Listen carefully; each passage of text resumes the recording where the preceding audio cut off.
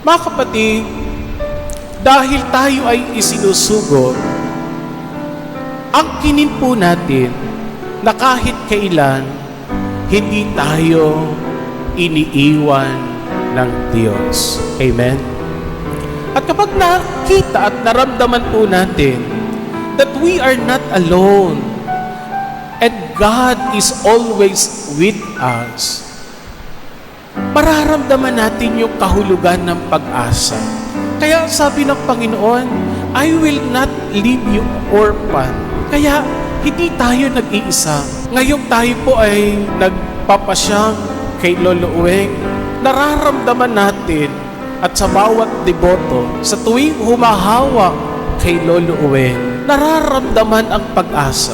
Kasi alam niya na sa mga pinagdaraanan at anumang inaasam, may kasama siya. Kaya kakatuwa po kapag lagi magbabalik dito sa landayan, kapag hahawakan mo ang kamay ni Lolo Uweng, iba parang hinahawakan ka rin. Mas lalo git, pag naramdaman mo na matagal ka nang hindi nagkukumpisan at paalis ka na, bigla kanyang hihigitin. Mahalagang maramdaman natin na binibigyan tayo ng pag-asa ni Lolo Uweng. Bakit kasi?